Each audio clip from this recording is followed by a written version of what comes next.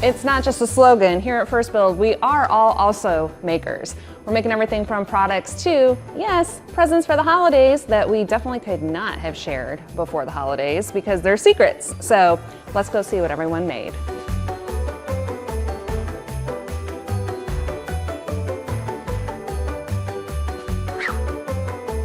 So one of the Christmas presents that I made this year is for my grandmother. This is a picture of one of her dogs that recently passed away. And so I just wanted to make something special for her, and I made it using our universal laser cutter. And I'm really excited to give it to her, but I have to do a little TLC on it, fix it up first. But yep, this is the present I made. And also don't forget, you can come and use our universal laser too. So I've got a few Christmas presents, and I actually have a few that are gonna go out late, so you won't get to see them quite yet. But starting out, boom, a spoon.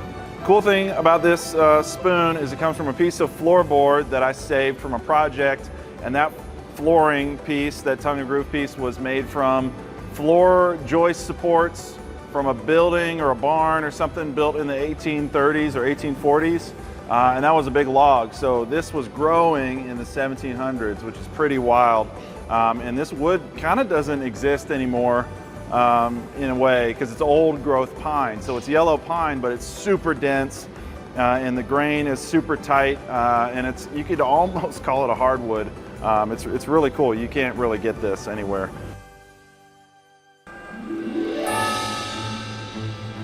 So my wife this year got into gardening, and for Christmas I was really trying to think about what I could get her that would help her with that, keep her passion going for that.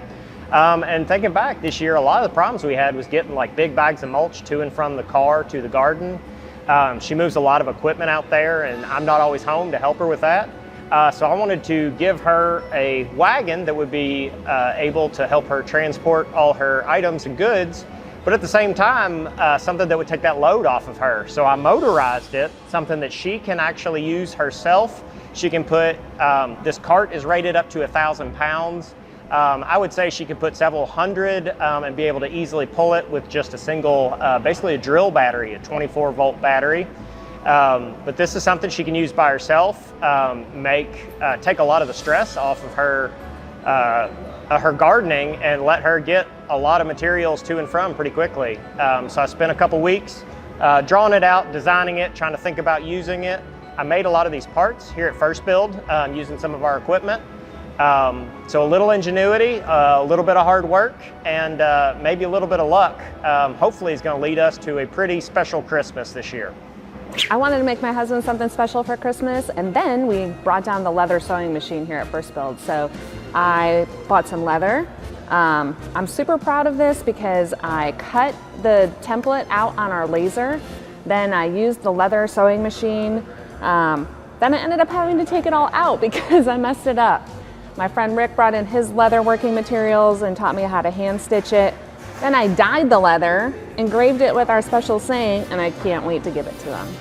I'm super excited about this whole project because, well, first of all, I gave myself enough time. I started it a couple weeks ago. I got to learn a bunch of new skills. I got to come up with something really awesome, and now I just have to fill it with some money. This is a quiver for arrows. So this quiver started off, I thought it was going to be kind of quick because it's just a tube of leather, but then it quickly turned into quite the project. So right here, this is Elvish.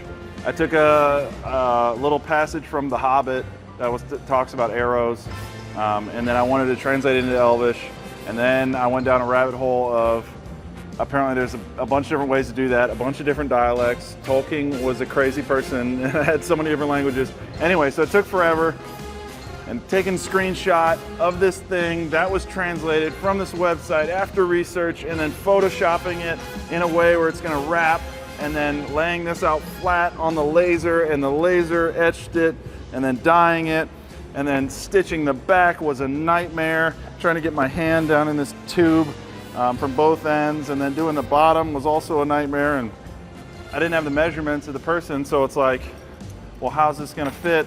Well, I got a bunch of like dog clips, leash clips, and then you can kind of customize with different belts how you wanna, if you wanna make it like satchel, or wear it on your back, or do whatever. So that was my Christmas, and I'm exhausted. Yep, the holidays are over, but everyone's got a birthday. Why don't you come into our makerspace, use our tools and equipment, and you can make something too.